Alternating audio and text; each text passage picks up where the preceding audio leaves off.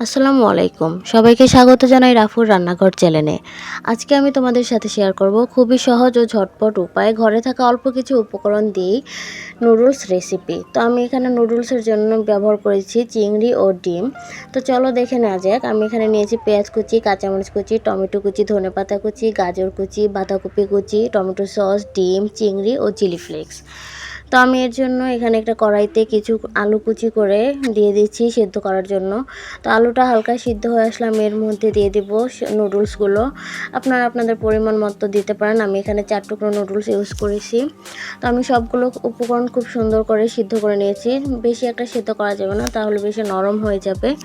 আমি এখানে কড়াইয়ে তেল গরম করে নিয়েছি। এবার দিয়ে দিলাম চিংড়ি মাছগুলো। চিংড়ি মাছগুলো দিয়ে আমি খুব ভালো করে একটু লাল লাল করে ভেজে নেব। চিংড়ি মাছগুলো একটু সময় নিয়ে হালকা বাদামি করে ভাজতে হবে।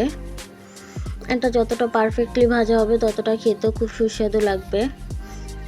তো আমি চিংড়ি মাছগুলো ভাজা হয়ে গেলে একটা বাটিতে একটা সাইডে তুলে রেখে দিব। তো আমি চিংড়ি মাছটা ভাজা হয়ে গেছে, এবার আমি একটা সাইডে তুলে রেখে দিয়েছি। এবার আমি এর মধ্যে একটা ডিম দিয়ে দিব। ডিমটাকে আমি খুব ভালো করে ভেঙে ভেজে নেব। এই দুটো আমি আগে ভেজে তুলে রাখার কারণ যখন হয়তো নুডলসের ভিতর সরাসরি দিয়ে দিলে হয়তো দেখা যাবে ডিমটাও চিংড়ি মাছটা নরম হয়ে যাবে, খেতে ভালো লাগবে না। তাই আমি ডিম আর চিংড়িটা আলাদা করে ভেজে রেখে দিচ্ছি। এই যে আমার ডিমটাও ভাজা হয়ে গেছে, এবার আমি এটাকেও তুলে রেখে দিলাম একটা সাইডে। এই যে আমি তুলে রেখে দিলাম। এবার আমি এর মধ্যে দিয়ে দিব কুচি করে রাখা পেঁয়াজ, দিয়ে দিলাম কাঁচামরিচ কুচি, দিয়ে আমি একটু তেলের সাথে ভালো করে নেড়ে চেড়ে ভেজে নিব। একটু হালকা বাদামি বাদামি করে ভাজতে হবে।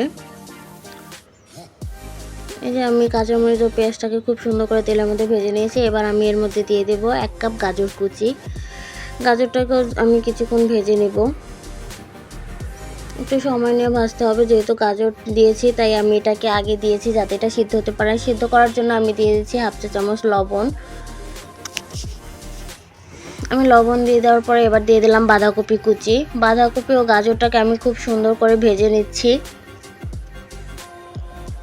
তোমরা একটু সময় নিয়ে ভাজবে যাতে দুটো উপকরণ খুব ভালো করে সিদ্ধ হতে পারে। আমি 5 মিনিটের মতো কড়াইয়ে রেখে নেড়েচেড়ে ভেজে নিয়েছি। এবার আমি এর মধ্যে দিয়ে দিলাম 1/2 চা চামচ হলুদের গুঁড়ো। হলুদের গুঁড়োটা সম্পূর্ণ অপশনাল, তোমরা দিতে চাইলে দিতে পারো, আর না যদি চাও এটাকে স্কিপ করতে তাহলে না দিলেও চলবে। আমি একটু কালার আসার জন্য 1/2 চা চামচ হলুদ দিয়েছি।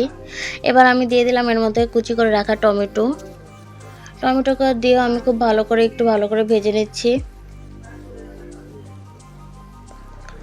এই সুন্দর করে সবগুলো উপকরণ একটু ভালো করে ভেজে নিতে হবে। এখানে কোনো পানি ইউজ করা যাবে না, তাহলে খেতে ভালো লাগবে না।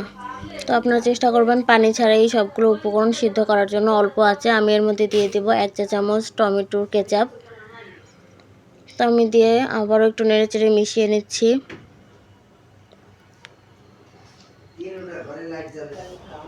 যখন সবগুলো উপকরণ খুব ভালো করে ভাজা হয়ে যাবে তখন আমি দিয়ে দেব আগে থেকে আলু ও নুডলসগুলো সিদ্ধ করে রাখা।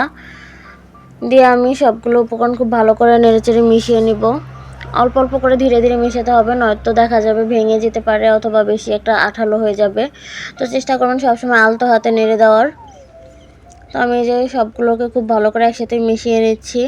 এটা তৈরি করা যায় খুবই সহজ ও ঝটপট উপায়, হাতের কাছে অল্প উপকরণ দিয়ে। আমি এবার এর মধ্যে দিয়ে দিলাম চিংড়ি মাছ ও আগে থেকে ভেজে রাখা ডিমগুলো দিয়ে আমি আর দিয়ে দিলাম আরেকটু চিলি ফ্লেক্স। আপনার ঝালটা বুঝে দিবেন।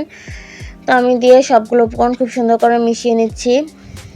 তো তৈরি হয়ে গেল খুব সহজ ও ঝটপট উপায় চিংড়ি মাছ দিয়ে ও ডিম দিয়ে ভেজিটেবল নুডলস। এবার আমি দিয়ে দিলাম নামানোর 5 মিনিট আগে যে নুডলসের মশলাটা দিয়ে আমি আরেকটু নেড়েচেড়ে দিব। এবার দিয়ে দেবো উপর থেকে কিছুটা ধনিয়া পাতা দিয়ে আমি আরেকটু মিশিয়ে নিচ্ছি।